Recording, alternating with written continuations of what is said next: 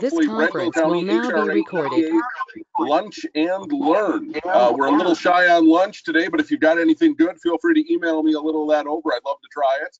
But we're long on learning. Lots of good programs here today to talk about. Again, thank you very much, everybody, for attending.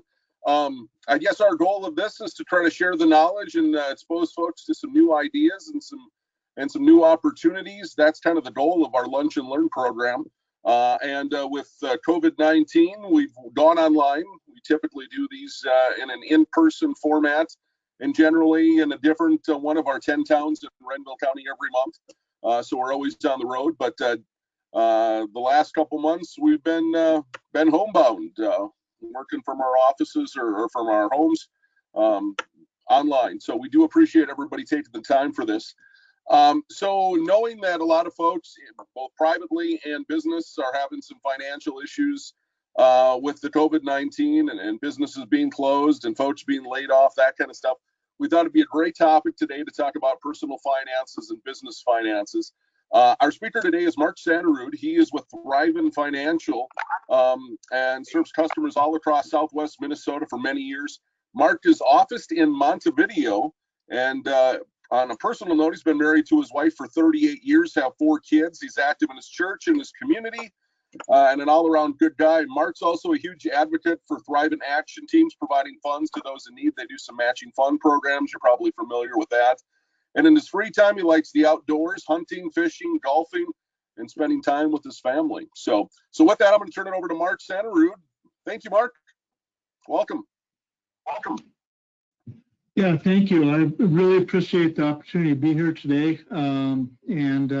Thank you, Stephanie. Stephanie and I go a ways back, so I appreciate the opportunity to come and talk to all of you today. I've got a number of slides I'm going to walk through today, and Stephanie is going to help with that technology. And for some reason, my camera's not working, so I apologize for that. Like I was telling Stephanie earlier, it's a whole new world we're in, isn't it, on how we have to operate our businesses and conduct business and so forth. But I do, again, appreciate the opportunity to be here today. So I'm going to just walk through a little bit with Thrivent today. Stephanie, if you want to go to the next slide.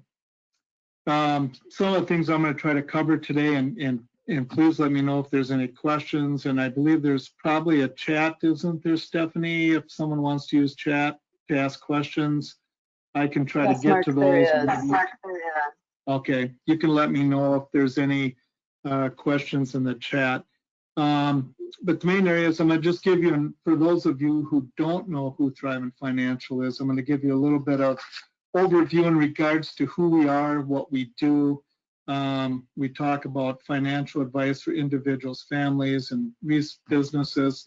I'm going to hit quite a bit on how we do financial planning, some things that you may have already in practice, or maybe you want to start practicing, but just bring highlight to some of those areas that we do. And well, in addition, tax efficiency planning, I'll talk a little bit about Social Security optimization on the road, and some of the Secure Act and CARES Act key changes that may or may not affect some of you on here. And then I'm going to briefly talk about some of the educational workshops that we have for individuals and families and businesses. Next slide. So Thrivent, we are very much into helping people live generously, but more importantly, help them with their financial planning and how they use their money, and for their individuals and families, and also their communities. Next. So Thrivent, what makes us unique? Probably the main thing is we are a fraternal organization. What does that mean? We are a not-for-profit membership organization of individuals. Thrivent, some of you may have known, we're in existence for over 100 years. Some of you may have known us as Lutheran Brotherhood way back, or Aid Association for Lutherans. But a number of years ago, Thrivent became when the two companies merged, and we also opened up our membership to all people. So I deal with many people in regards to, my customers, the makeup is all over the board. That's the main thing. But we're a membership organization. It doesn't cost anything for membership. People are just members when they're using products of ours. Probably the number one thing we focus on is people being wise with their money. What do we mean by being wise with money? Basically, making sure our customers have a good financial plan. One thing that really drove me to Thrivent when I started my career with them was the opportunity to work with individuals and families and also help strengthen communities. But probably the key thing was that I was going to be able to sit down and work on individual financial plans with each one of my customers. And that still continues to be a focus of mine and why I'm in the business. It's not, I never wanted to be a transactional type person. I wanted to be an individual that worked on financial plans. So that's part of the being wise with money piece. And then, of course, to live generously. And I'm going to touch on it in a couple slides, I believe it is, on how Thrivent really, I guess, puts our foot in the ring, if you will, in regards to practicing living generously and helping individuals and families and communities become stronger. Next. So who is Thrivent? Just a little bit, I mentioned that we're over 100 years old. We're a member-owned organization. We have over 2 million members and we continue to grow literally daily. We're in the Fortune 500 as far as an organization. Extremely strong financial position. Thrivent right now is extremely strong. And we get asked that question frequently, especially in times like we're in now. With the markets being down, there being stress on different financial sectors. Thrivent continues to be extremely strong in regards to our assets under management, our adjusted surplus that we have to meet the expectations and needs of our customers.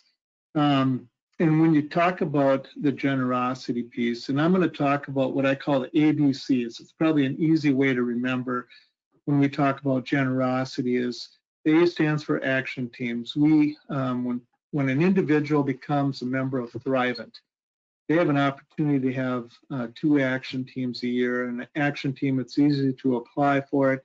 You get $250. So if you think of that, each member in your family could get $500 a year to use in supporting something in their community. And that could be someone that's trying to recover from cancer. It could be someone that was in an accident. I've seen churches that use it for putting flowers in their pot, or something near to your heart probably over there is the ice rink and the hockey rink and being able to raise funds for that. There's a number of things. The main thing is, and I really put a lot of priority on this with my customers, is to try to use these action teams as much as possible because it's just bringing more money back into our communities that we're serving. Another piece, the B of the ABCs, is Habitat for Humanity. Thrivent is a strong partner with Habitat for Humanity, and we do a lot of builds throughout not only Minnesota, but the United States and also in third world countries. So we do a lot with Habitat for Humanity. And the last one is Choice Dollars.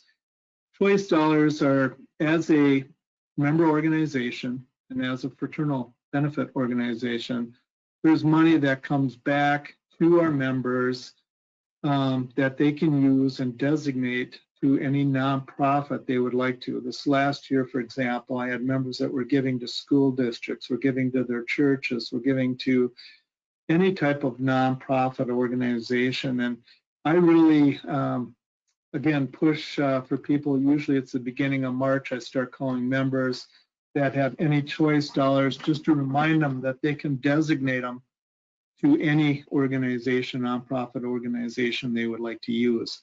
So that's been huge in giving money back into the community. So that's kind of the generosity piece. The last piece, what we've earned, again, kind of goes along with Thrivent holds itself, and it holds me as a Thrivent financial representative to very strong ethics. And we've, for I think 9 or 10 years now, we've been on the top of the list of ethical companies when it comes to regards to financial planning. We've earned very superior or strong ratings from AM Best and Fitch. But the main thing is your financial representatives are held to a strong ethical background. Next. So helping reach your financial goals. And again, probably one thing that I would probably mention, Strivent's going through some major revamping of what we do in regards to financial planning, and I'm extremely excited about it because there's more and more focus on our members all the time and our customers. And I think the main thing is when I'm working with my customers, the number one thing is to be able to listen to their goals and expectations. I always get asked by members, you know, why do you keep driving the goals, Mark? Why do you keep asking about the goals? And I just come back to this is my customer's financial plan. It's their goals, their expectations. I find out what their values are in regards to what they're doing. And that's what we form this whole financial plan on. And when we continue with this journey from day one, we sit down and learn about Thrivent and we're gathering information and we're coming back with recommendations. Those recommendations should and always fit what the goals and expectations are of our customers. And we put strategies together that reflect their values. And we do a lot of preparing for and planning for retirement and also protecting family, individuals, and communities. Jump into the next one. Stop. On the next slide, you're going to see that some of the products and services that Thrivent has. You know, I think for a long time, people didn't realize, and I still hear it today sometimes. People didn't realize that we had mutual funds, that we did IRAs, you know, traditional or Roth, that we did asset allocation, that we had a Thrivent credit union. You can see the list of products and services that we do have. We're definitely much more than a life insurance or disability insurance company.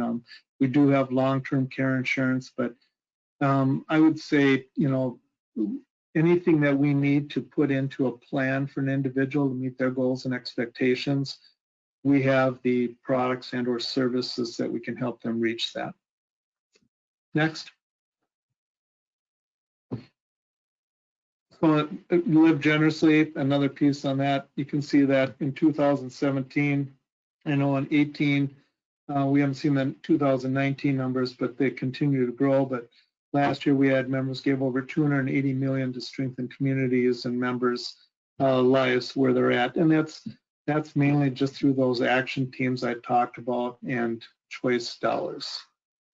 Next. So a lot of people might ask, where did the funds come from? You know, because we're a tax-exempt fraternal benefit organization, those funds come back to the organization, and that's how we make sure we disperse them. And we have very strict guidelines on how much has to be, at minimum, has to be dispersed every year. And we're constantly, like I said, I'm constantly talking to my customers about applying for as many action teams as they can or making sure those choice dollars are coming back. So we're extremely involved in regards to the money coming back to the community. All right, Steph, next. So I'm going to talk to you a little bit now about, you know, kind of if I could, the financial planning or the financial advice piece that you would see from me or other Thrivent financial representatives and how we can help. And I think the main thing I like to focus on, I tell people this is a journey. Once we first sit down with someone, it's a journey in regards to understanding where they're at today, where they want to get in the future, what the time horizon is to those different goals and expectations they have. And when I say time horizon, how many years do we have to retirement? How many years do we have to save for college funding for our children?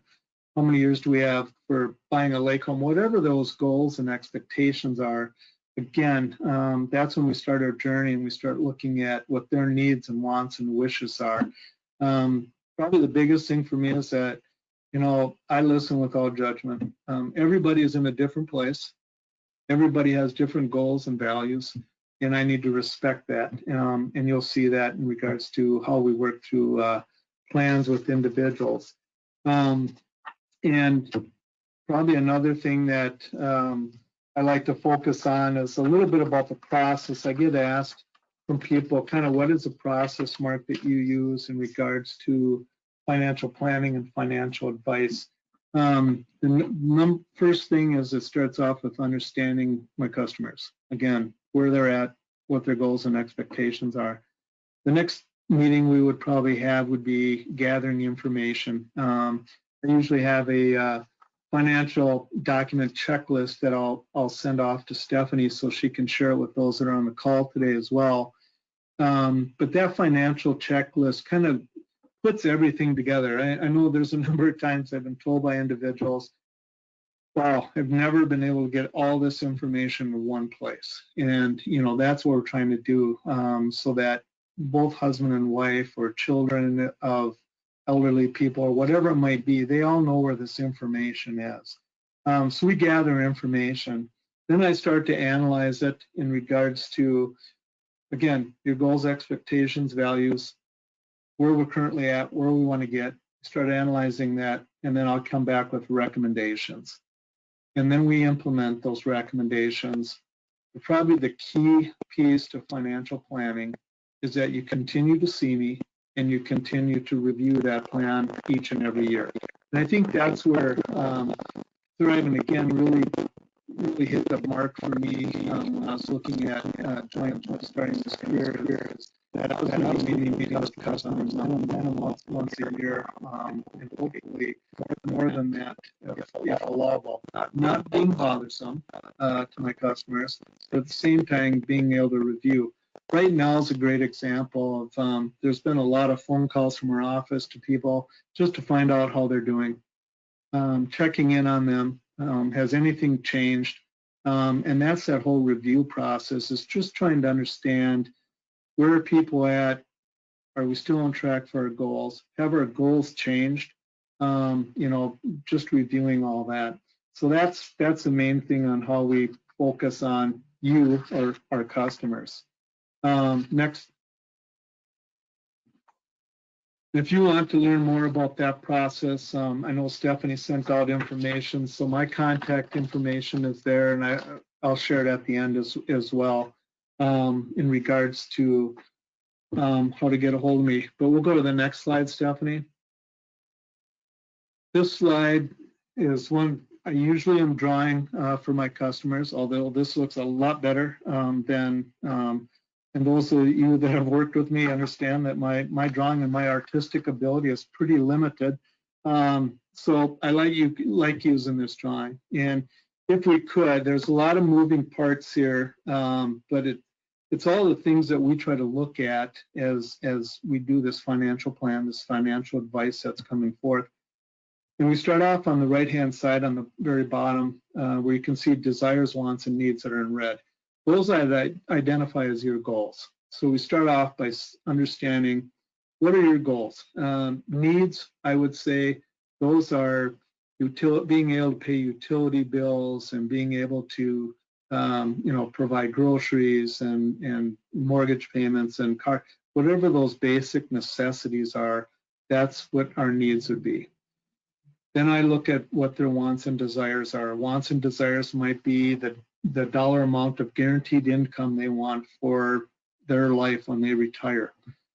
Desires might be, I want to be able to fund some of my kids' college education, maybe one semester a year for 4 years, or it could be buying a lake property in 15 or 20 years or 10 years. Whatever those goals are, that's where we start. Then I move back to the left, and especially when we're doing retirement planning, and you're going to hear me talk about what I call income planning instead of retirement planning.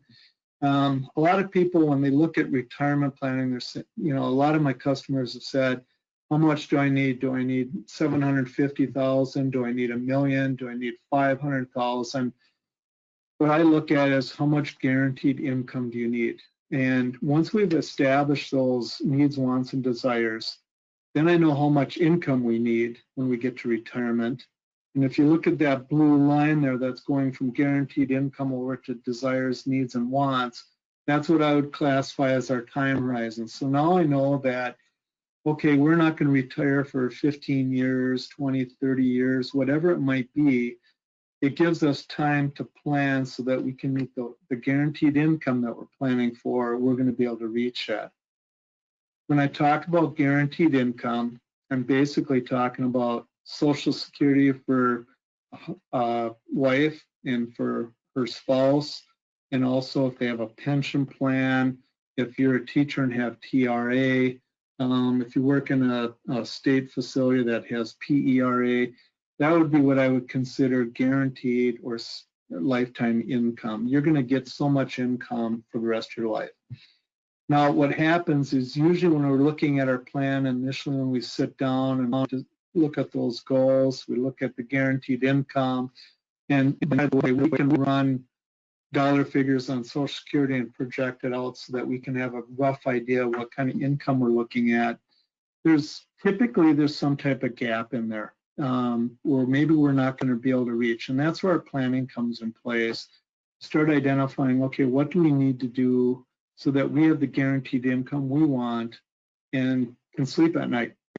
So we start looking at the assets up on top in regards to what kind of assets you currently have, what kind of assets could we be generating or starting to accumulate as we do our planning.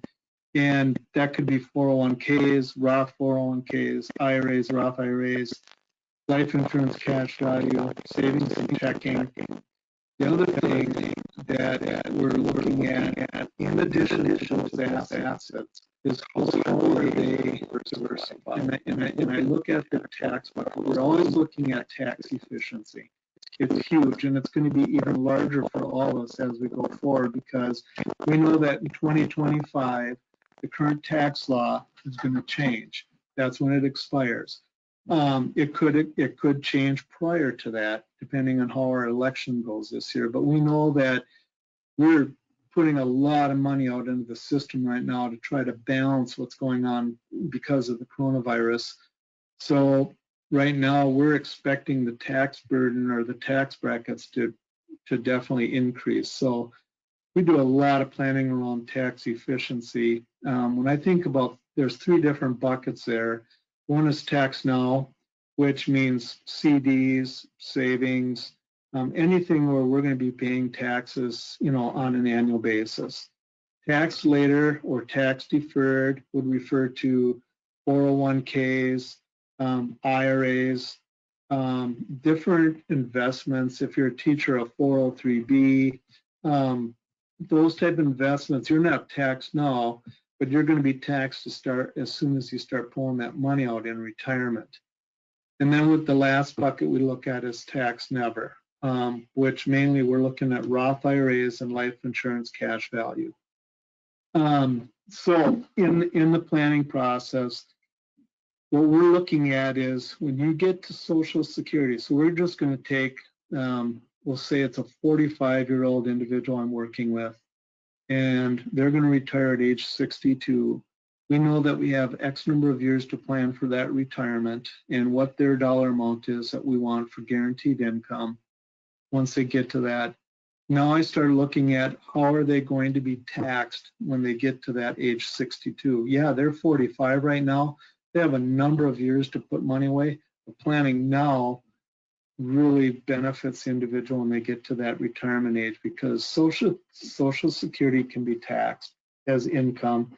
And then you've got IRAs or 401ks. When that money comes out, that's taxable income. What we don't want an individual to do is find out, oh, I have to take money out of my 401k or my IRA now for income, but that's going to bump me up in my tax bracket. Let's just say you're in the 10 to 15% now, or the 20% tax bracket, and it's going to bump you up to 25 or 30. That's one thing we want to protect our customers for, so we don't use up our assets that we've been accumulating all these years to pay additional taxes. And the other thing we start looking at our near-term and growth buckets. And I'm going to talk about these in some additional slides coming up. So I think Stephanie will move to the next slide. When we're looking at that slide I had on too, I think, Stephanie, if we back up maybe one or two, yeah, one more. Life insurance, a lot of people ask, where does life insurance come into this? Well, again, it's to protect the assets. So we're moving along with our plan, and we've got husband and wife, and we've got pension, and all of a sudden, heaven forbid, a spouse dies.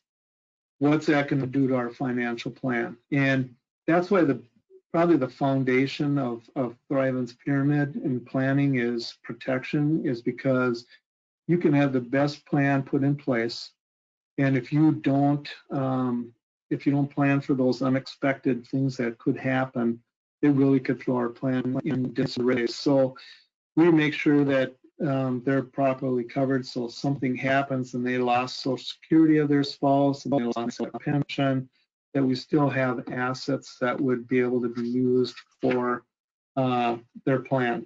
Next slide. And this, just quick, talks about long-term care insurance, and that's another risk factor that we take a look at.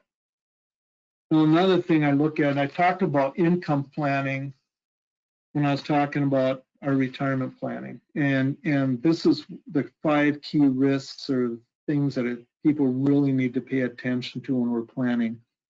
Number 1 is longevity. What's your life expectancy? What's the history of your family? So when I'm sitting down with individuals and they're planning for guaranteed income for life, we're looking at how long does that guaranteed income need to last? Is it 20 years? Is it 30 years? It depends, of course, on what age they retire at. It also depends on what their life expectancy is. So we look at life expectancy as one of the factors for income planning. Another key factor we look at is inflation. A lot of people will look at hitting a certain number for retirement, but they're not thinking about what if we have 3% inflation or 4% inflation. One thing that I put into my customers' financial plans is, let's figure for 2.5 or 3% inflation. We can adjust it every year. So if we don't hit that inflation rate, for example, this year or next year, we can adjust that so that our plan continues to grow and succeed as we hope to, but we want to plan for inflation. Another key risk is asset allocation. And again, it's looking at that guaranteed income and growth. I'll tell you, a number of years ago when I met with some people and I started putting money away for retirement, I was told over and over again, you just continue to save and have that deferred income.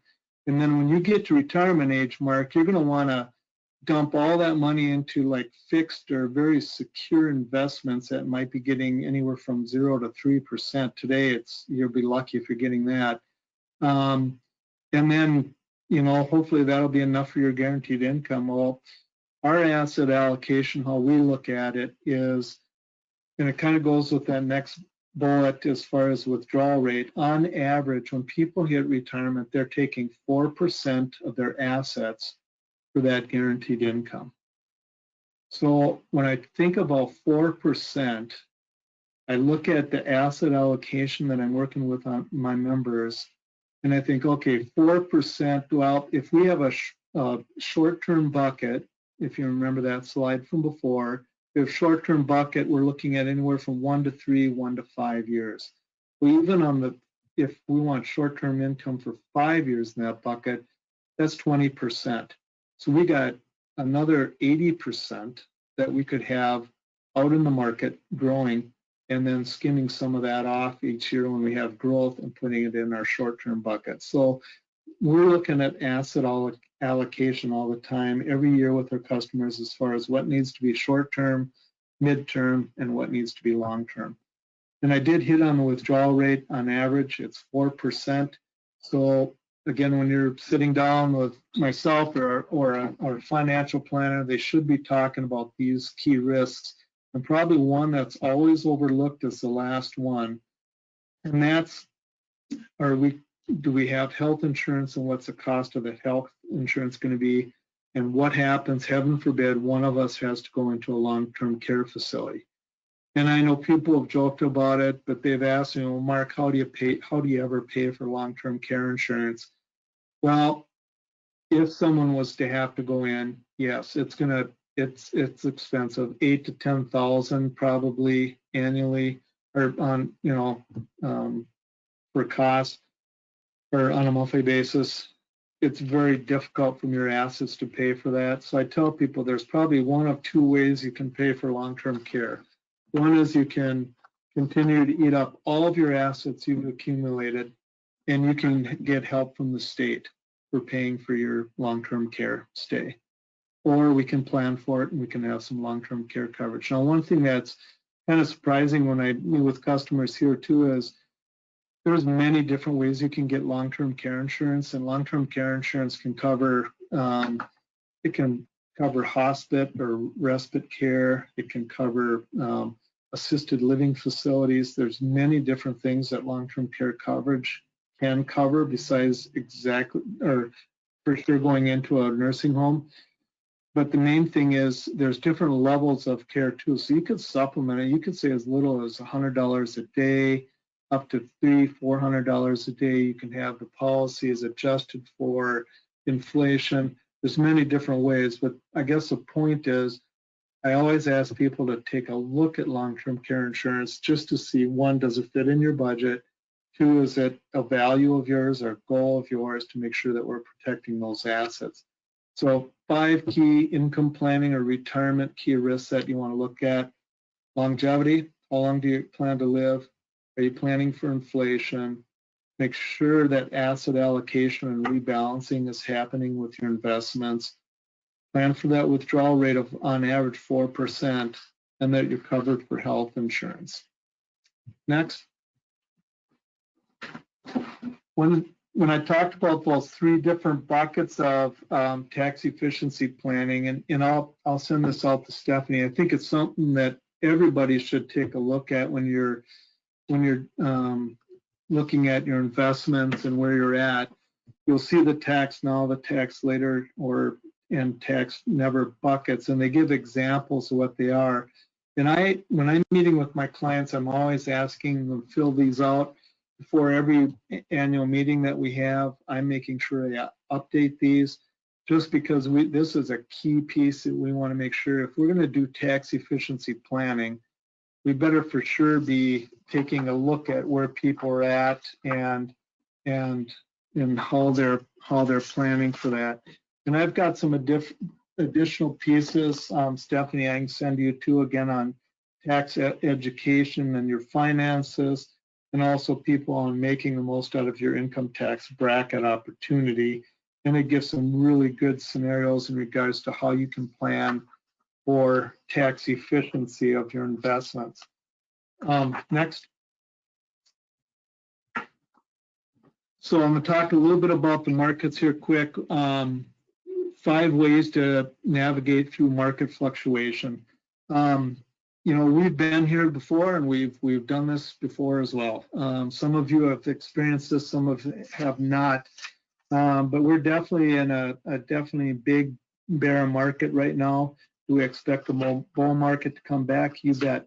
We were in probably the longest bull market that we've ever been in before this COVID-19 hit and our markets kind of crashed. But we've looked at the past and what markets have done globally after pandemic, very similar to what we're in now. Some of you remember SARS back in 2003, or the avian flu, or the swine flu, Ebola, Zika. They've all had negative effects on the market, but we've always seen a very strong bull market after we've seen a crisis like we're experiencing right now.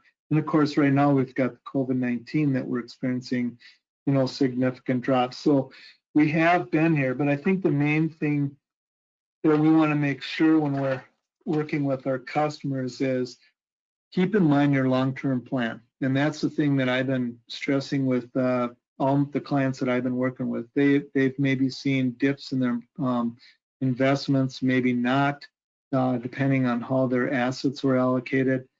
But the main thing is that we keep our eye on what our investment strategy is.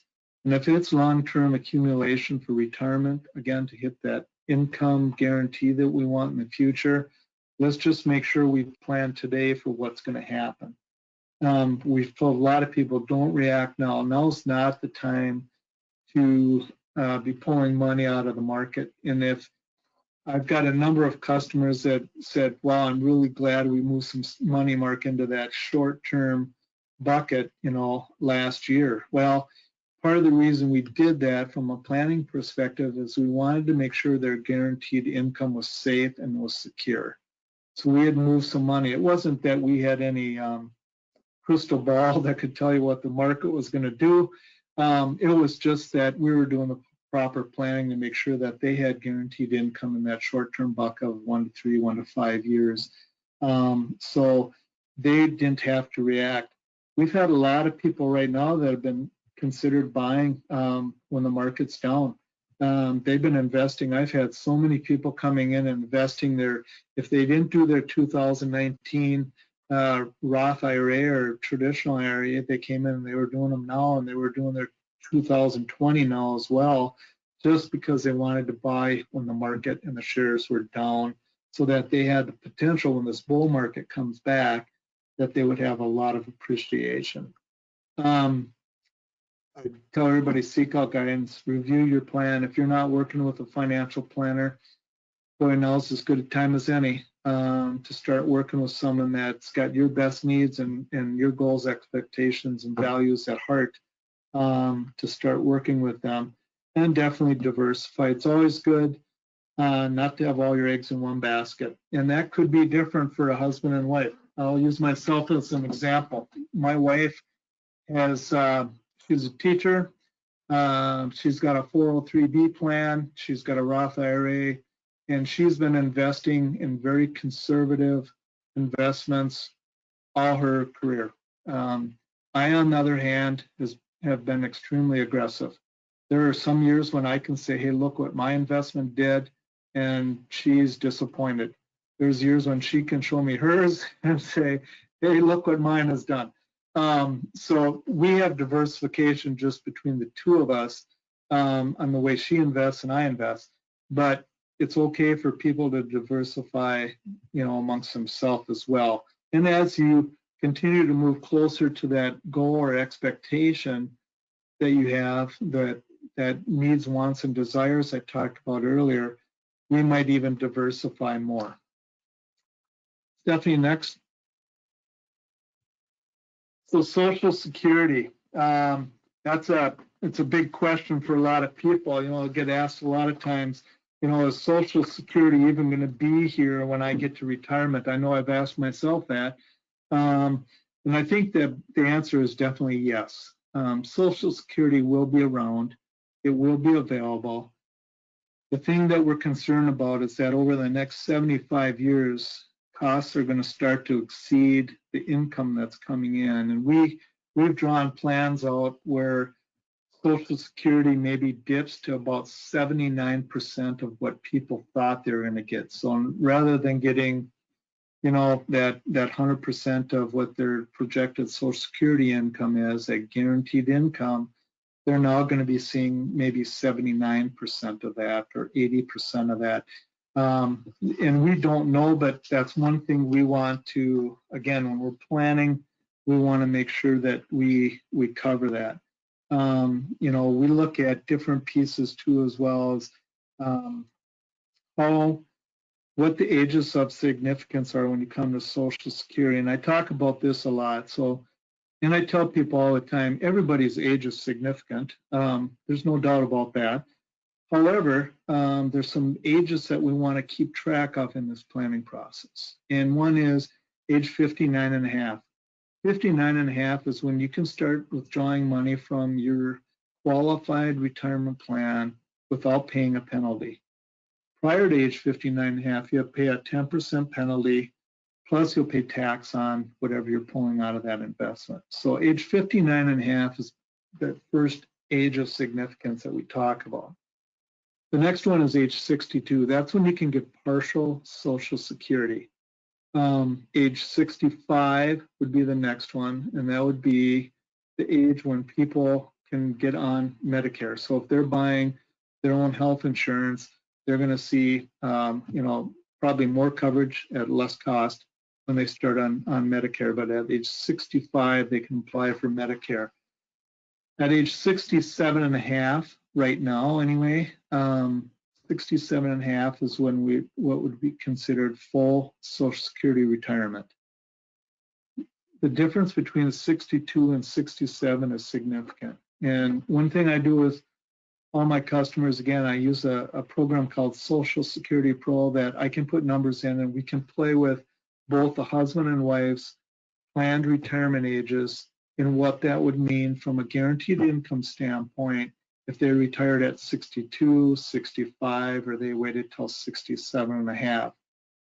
One thing that I do with financial planning, and again, it comes to the tax efficiency piece as well, is, and I want you to all consider, is if you're planning your retirement, and if you can draw from your assets, your Roth IRAs, your 401k, in those before you start drawing from Social Security, you could really benefit. And I'll tell you why. When you get to the full age of security, Social Security retirement at age 67 and a half or beyond, you give yourself about an 8% guaranteed income per year. Well, it's pretty difficult to get a guaranteed 8% income every year. So when I'm planning with customers, if we can stretch out taking full Social Security until age 67 and a half or whatever their date is, we can make sure that we're giving them a big increase in what they're going to receive every year. It doesn't work for everybody, but it's definitely something we put in the plan. Implications, we look at implications for your family in regards to Social Security, all the what ifs, if you want to call it that. What are spousal benefits? What about our surviving spouse if one was to pass? There's many, many different ways you can apply for Social Security, and that's what we start to look at.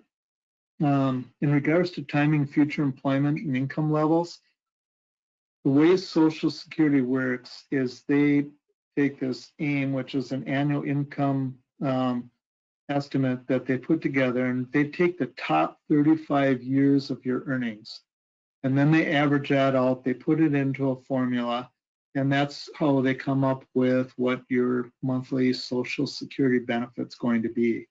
Like I said, after age full retirement, if we can wait that long, we can get an 8% increase on what those benefits are, and that goes for the rest of your life. So there's a lot of planning in regards to Social Security and when we want to apply for it.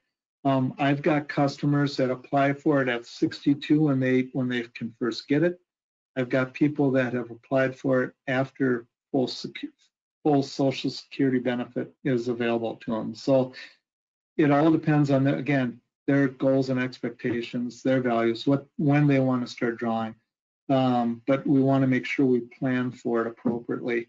And then timing for your taxes. The other thing that is huge is we want to make sure that the income we're getting from Social Security and our other deferred investments is not bumping us up into additional tax brackets. So that's another thing that we take a look at. As far as timing future employment and income levels, one thing that sometimes confuses people, they say, for every dollar in benefits that will be withheld for every $2 that you earn over $17,640. That was in 2019. That's not truly correct. What people need to remember is that Social Security does not penalize you for working. Once the adjustment is made, you'll end up with a higher benefit for the rest of your life down the road. So again, it's part of that planning process, and Social Security is a biggie because that, for a lot of people, is that a big piece of that guaranteed income that they're looking at when they get to retirement. So Social Security. Stephanie, next slide. So I'm going to just touch base quick on the Secure Act. Secure Act was put in act in December 20th, 2019. Probably the biggest thing in regards to planning is there was a lot of people that have IRAs. And prior to this act being put into place, you could have what's called stretch IRAs. So I'll use myself as an example. We'll just say I've got $100,000 in IRA money, and if I was to pass away prior to this act going into place, my IRA could be stretched onto my kids, and they could not take any money out of that for the rest of their life or towards the end of their life. You could stretch an IRA out for many, many years. The change is now that's been eliminated. Now, if I was to die and I passed on that same $100,000 to my kids, they would have 10 years after my death to withdraw that money. Why is that important? It's really important from a planning perspective that if you are in retirement and you've got a lot of money sitting in IRAs and you don't want to be a tax burden to your children because they have a good income, you may want to start withdrawing from that IRA and putting it in Roth or some other investment that isn't going to be taxable upon your death, because you don't want to start adding income. I'll give you an example. I had a client that had about $500,000 sitting in IRAs, and they were concerned about what this act was going to do to them, and they had 2 children. So if you can imagine these 2 children, and they're both doing very well income-wise, they would have $250,000 between the 2 of them that they'd have to take as income, taxable income, over 10 years.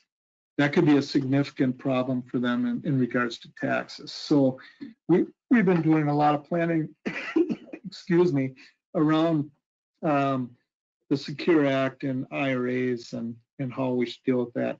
Another big piece that came out of the Secure Act was RMDs. Not knowing the ages of people that are on this call, they may or may not make a big difference to you, but for a lot of people, you had to start taking RMDs, or required minimum distributions, from your retirement funds at age 70 and a half. Now it's age 72. And that's that other last age of significance, if you will, is age 72. That's when you have to start taking required minimum distributions. And people ask me, what is that? How do you know what it is, Mark? We can run, there's a formula that's put out by the government. Basically, here's what the government said, is they had all these people investing in tax deferred investments, and they were investing in them, and they were growing and growing. They're never getting paid any tax on it. So they decided to have these required minimum distributions. So people have to now start taking a percent out of their investment every year. That's what required minimum distribution is. And then the other piece to the Secure Act was tax credit for small businesses for starting new retirement plans has increased, and I can certainly talk to people if they have questions in regards to that. Stephanie, next slide, the CARES Act. Quickly on the CARES Act, recovery rebates, a lot of people have already received these. It was based off your 2019 return. If you hadn't done a 2019 return, it was based on 2018. That was that $1,200 or whatever that you may have received. For those that have federal student loans, you've probably already seen that payments for those federal loans is now suspended, or can be, until September 30th of 2020. I just talked about RMDs and that there's waiver provisions. Those are waived for all of 2020. Charitable deductions, you can do up to 100% of your adjusted gross income for 2020. And there's payroll protection program for employers and payroll tax benefits as well. Unemployment benefits, a lot of people have seen where you can get up to $600 more per week than what normally you would have got for unemployment. So that's a few things that came out of the CARES Act. And again, in working with customers, if they have questions, or if any of you have questions, you can shoot me an email or give me a call in regards to what effects some of these acts might have had for you. Then the last piece, or last slide I'll talk about a little bit, is our Thrivent educational opportunities. Steph, if you could go to that slide. And this has been big for a lot of businesses. Thriven does a lot of education. We do a lot of webinars. In fact, I think we've got one a month going on right now. In fact, later on today, I'm doing one with a couple other people from our home office on economic update, just taking a look at the current conditions in the economy, what we expect to give people some, again, confidence and contentment in regards to what they're doing. But I threw out some that I get asked to do quite frequently. We do 5 keys to retiring fearlessly, how to navigate market fluctuation, achieving financial balance, keeping the farm and the family. Social Security, timing is everything is another big one that we continue to do. I guess my point with the educational series is we do pretty much everything. I've done at churches, I've done them for families, husband and wife that are just getting married, and what's Finance 101. I do basically any kind of education that you want. If you give me a call, I'd be glad to put it on for your business or for your church or whatever it might be, group. I just did one. There were some ladies that called and asked if I would do one for their wine tasting group. So now I'm doing one for them in regards to women in finance. So there's many educational opportunities. And again, if you have any questions in regards to what we have, what we can provide for you, they're free. That's the other thing I'll say. And if you want to get on a list so that we can email you webinars when they're coming up, and you can sign up, doing that. They're usually done by Zoom, so you can sign up and do them at home, especially right now.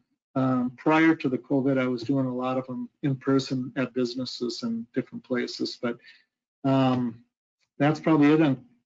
And last slide there, Stephanie, I think we're just about out of time here. So quickly, any questions that anybody, I don't know if there's any questions in the chat or, but main thing is, hope you took something away from this today. I know I went through an awful lot of information at a high level very quickly here, so I apologize for that, but just wanted to touch on a number of pieces that we can certainly help you with if you need that help. I would encourage you, if you haven't started a financial plan, that you do that. I've got my contact information there. If you need to reach out to me for anything, please do. And I thank you for your time. Stephanie, any questions? Anything in the chat box? No questions, but Nicole did say she'd like to connect with you, Mark. So I'll get you guys connected. It's awesome. Yeah. Again, I just thank everybody for your time today. Stay safe and. Mark, I do have one question that popped up. It's how do we connect our members with Thrivent? I would tell them to get a hold of me. Even if I'm not their financial rep, I'll help them.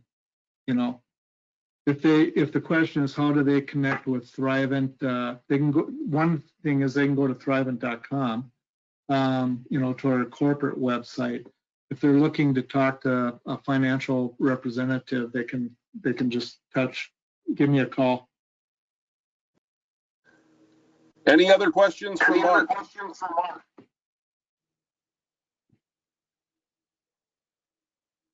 All right, hearing none, Mark, thank you so much for a wonderful presentation. We really appreciate it, and thanks to all of you attendees for participating in the event as well. Again, we try to do this every month. Hopefully, maybe next month we can do this in person. Fingers crossed, hoping for the best. But again, we thank you, all of our participants, and thank Mark, and have a great day. Bye, everybody.